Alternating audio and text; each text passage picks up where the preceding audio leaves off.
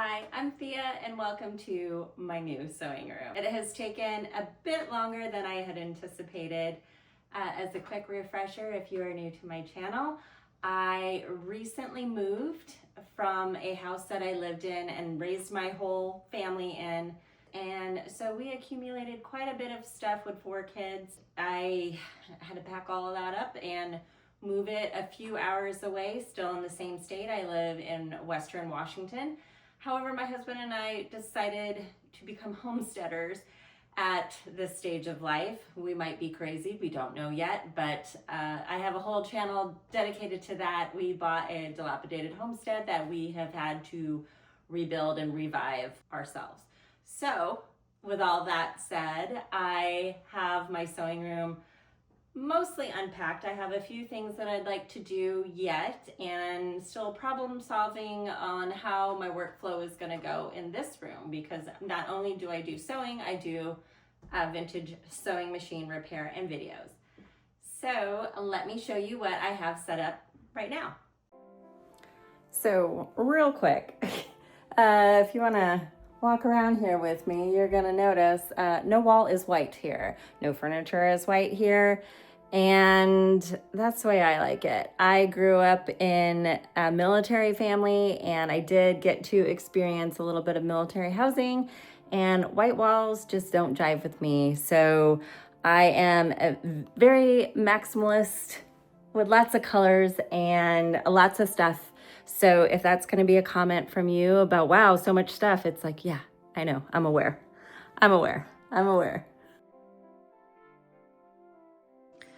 Okay, so I basically just, I have my TV to watch shows when I am sewing. Direct line of eyesight right there to my shows. My husband was setting it up for me. I will also do tabletop filming of machine repair. So I usually have this little box here with like cleaning supplies, small screwdrivers and things like that, just to repair the machines. Okay, over here, let's just get the ugly out of the way. This is my cutting table right now. My husband really hates it, that he he really wants to build me a new one. What this is my mom's old desk, inverted. I removed the drawers, so I just have these little shelves here. I do plan to get like a little curtain put over this. I'll put some brackets and just like a little curtain rod there. I will need to replace the top because I got one of these big bad boy cutting mats for $10 at Goodwill. And my tabletop is it's too small. So I will be getting a new top at one point, but for right now, this is the old standard here. I do plan to make a ironing cart. Right now, I'm just doing ironing in my spare room right now. And if you've watched my previous video about my vintage sewing machine collection, the majority of my machines are in my spare room. My husband and I are now empty nesters here, so we do have that luxury. I know not everybody else does. I don't have a garage here. I have a homestead with like barn-like structures, but I wouldn't put any of my vintage machines in there. Okay, and I am kind of tucked into the back area of my house, and this, I believe, was a study. My husband and I rallied and did the ceiling. I thought it would add some warmth to here. It is kind of cool. So I put in this faux fireplace here. So it's just an electric heater. So I can kick that on if I'm in here doing something big, and I'll stay nice and warm. The walls, I should say. I know these are kind of kitschy and, you know, a little dated, very old lady grandma of me, but I'm gonna rock it hard. I've had these the majority of my life. My dad bought them for me. He was a fan of the Norman Rockwell art, so this is Norman Rockwell plates, and I thought they went well for kind of like, I feel like it's kind of like an Art Deco aesthetic. I mean, I like it. it's different. It's kind of, I don't really like to corner myself into a style. So, but I thought they went. So I do plan to hang this obi up somewhere. I haven't figured out where. I was kind of thinking over here against the wall to the doorway. Okay, so these are just photos of my family, generations, you know, coming here from Germany, and well, I guess just this side of the family came from Germany. So these are my grandmothers, my great-grandmother, my grandmother. I just like to be surrounded by them. My grandmother was a quilter, and she was super talented, and it's just kind of a cool inspiration to have right there. And this is one of the first things that I found at a thrift store here for $8. It is a letterbox drawer, and I have always wanted one, and I finally found one just to do this kind of thing, to display little pieces of, I don't know, just knick-knack kind of things. A pattern cutter, a tuning fork. Actually, my friend is a composer, and that's her swag. So we got some vintage cards, a Pokemon, Togepi, some old thread. I'm still filling it up. And here is one of my sewing boxes. This is the one that was active with me during the move, so I could repair some clothes and stuff like that. And behind it is a heavy metal vintage toolbox that I keep some drawing supplies in there. And I keep my colorful Sharpies over there. I outline patterns, various things. I'm a multi-crafter, but that's primarily what I use it for. Now this corner here, you'll notice if you're comparing from my collection video, I did keep these tables here, and these are the machines that I want to access frequently. I won't go into what they are, but that's why they're here on the floor. I haven't really figured out how I want to store these particular machines. I have another one here, I have a sewing box there, you know, kind of thing. I'm just kind of placing things where they feel right. So working on it. And speaking of working on it, there is a very blank space here on this wall. I'm hoping to either paint something or get a poster that's sewing related. That's going to be a later decision. So just to go over the tour here, this is where I keep my little stick pins and sewing, my cushions, my trimming scissors, and my wearable one. I've been asked a couple times if I've stretched this out. No, I haven't. I am one of those weirdos that has a very, very thin wrist, so it fits me perfectly. So sorry, friends, I don't know how to stretch these out. They're very tough to stretch too, I know that. Okay, here I just have a small collection of oil cans, a little zigzagger, another hexa threader, which I have one there. Just still working out where I'm putting some stuff. This is the treadle that I prefer to use, and I have a video on that too. And my main sewing table here, and I have a machine that I am going to be having a video out on soon.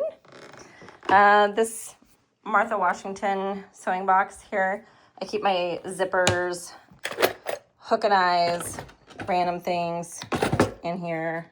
Oops, I have a broken one here. So I keep all of my threads in here, and this one, and down here on this floor here, this is my tech basket. I keep my microphone, extension cords, yada, yada, yada. This is a travel sewing box, and this is more for display, but I have used it on like a road trip and stuff to just get some sewing done, because it is nice because it's metal and firm, and it doesn't lose things as easily because it closes shut pretty well. Vintage magazine, because I was thumbing through. I tend to look through these for vintage sewing ads just to kind of have reference points and just, you know, check out the old, you know, advertising to see what it's like. Okay, so over here, speaking of, so keen eyes will notice those are my featherweights, the black one, the white one, and the tan one. I have some vintage magazines. I have my Sew Handy here, or sorry, that's the lock stitch one, the baby lock stitch. I keep a stack of vintage magazines, various eras, sewing books, and here I have quite a few books on early American dress, just historical fashion. I do love historical fashion. In the early 2000s, I was kind of a specialist of Japanese kimono. I made tsumami kanzashi or hana kanzashi, which is the geishas or maiko's hair ornaments. I did that for quite a long time, and I have quite a collection of vintage kimono fabrics or Japanese fabrics and Chinese, Korean, and Filipino fabrics. So this is a big passion of mine, and it has been for quite some time, but I have since branched out into early American costume and traditional German, I don't want to call it costume, traditional outfits. And here is just some, standard classic sewing books, a Vogue sewing book, Fashionpedia textile fibers, some vintage books. As I've mentioned, my family came from Germany, so I've learned a bit of German over the years. This is Dracula. He's one of my guys here amongst my Charles Dickens collection. I am a fan of Charles Dickens for a very bizarre reason. My birthday is Christmas Day. So here, just some more display. My creepy doll, lover, hater, I love her. And some vintage geisha wigs and a pincushion straw flower doll. She's actually ceramic, and I need to replace her pincushion actually. That is going to be just a revisiting of my armoire. I have a video of this and how I had it set up previously in my last sewing room. I got it from a neighbor who was giving it away, and I keep all of my fabric in here, with the exception of fleeces. Those are a little bulky, and I keep them in a closet in a spare room that I have here.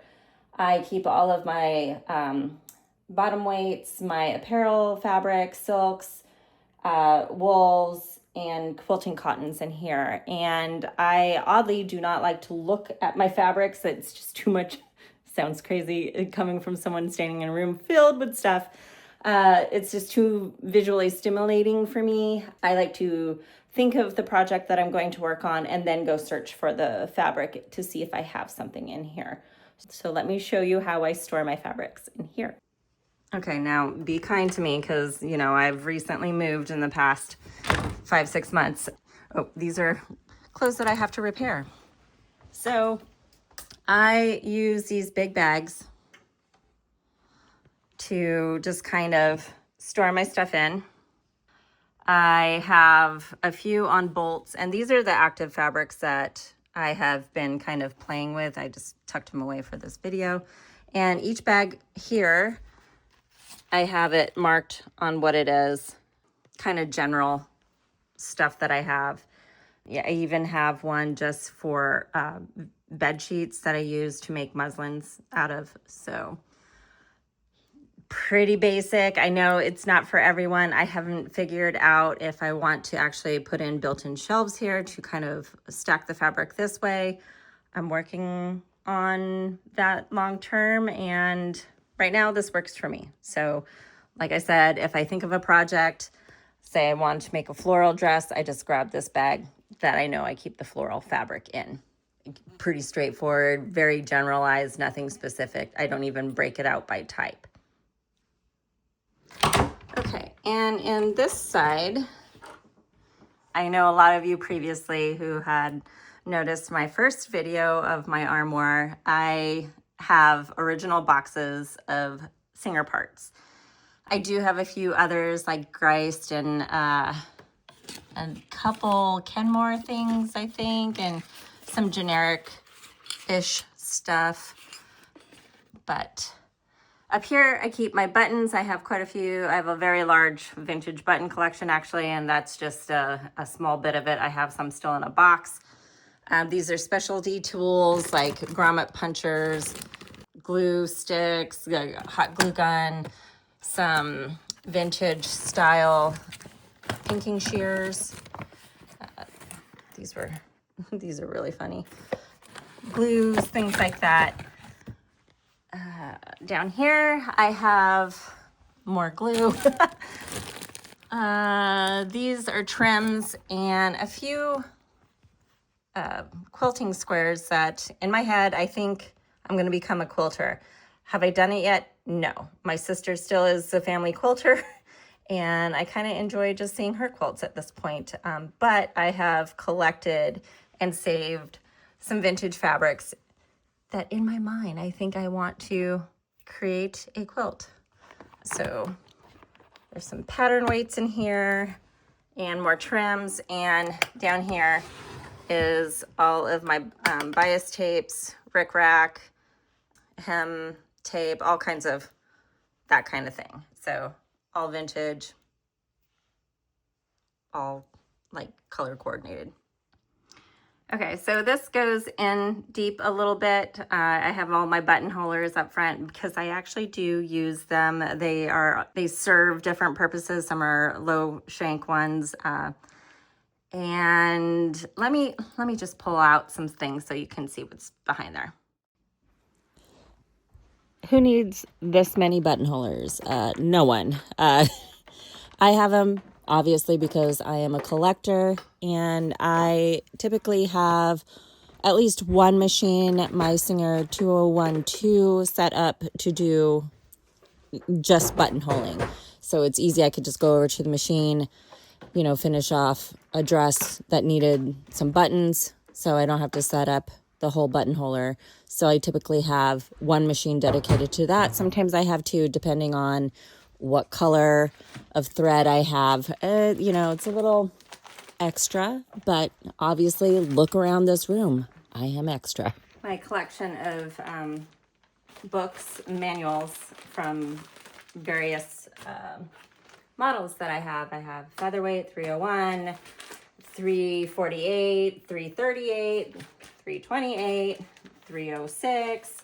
I do have others besides the 3 series, but I keep all of my little books in here just to protect them in the case.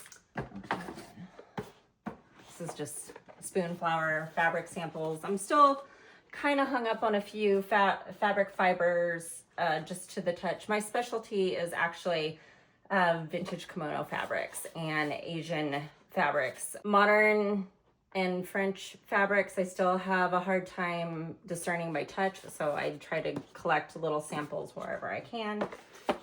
Oh, this is a snap attacher. I haven't had any success with any button attachers, snap button attachers at all, so I try them all, the vintage ones.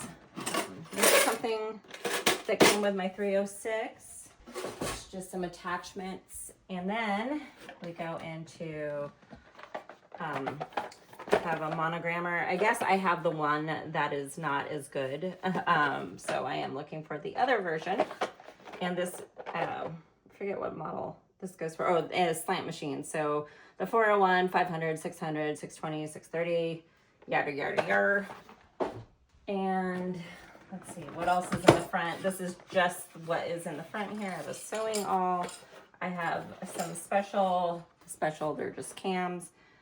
These are the top hat ones. I have quite a few in a variety of boxes and styles here.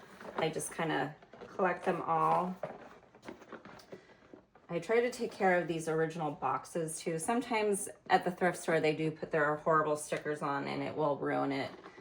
Tried to use a heat gun to remove some things, or just like a lot of patience in my fingernails. All right, so this is the first layer out, and let me show you up close. I'm not going to pull all of those out because I have them so Tetrised very well. So let me show you up close. Okay, so these are kind of like, they're exciting but not. They're fashion discs.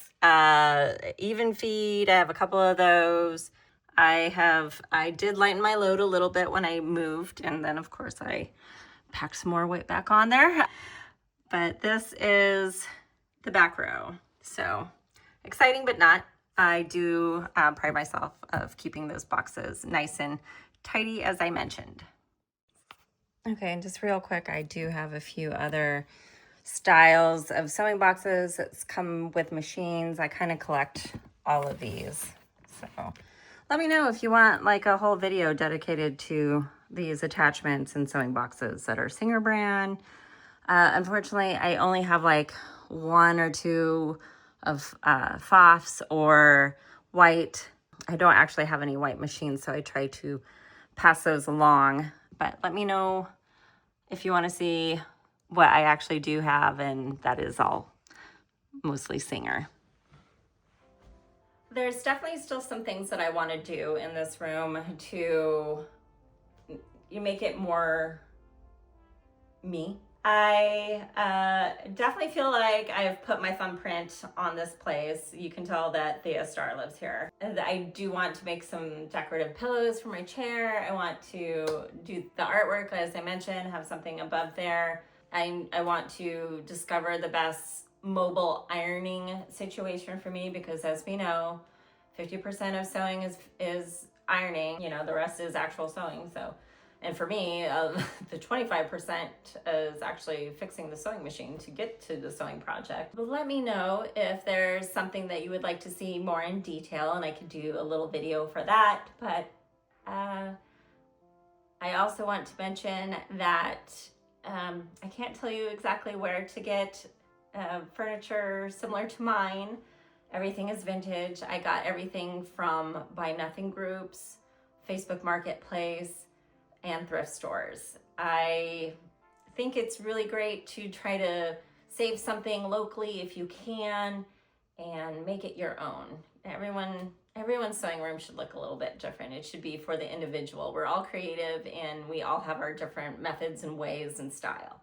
And this is mine. Mine is clutter queen, maximalist, cozy. Thank you so much for your patience and following me along and cheering me on during the move. I appreciate that. And with all that said, next time we will be sewing and we will be investigating a new machine. I left her on the table as a big hint. I'm very excited about her.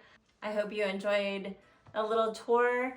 I know it will be overwhelming for some, but you know, you don't have to live here. And as always, thanks for watching, and bye for now.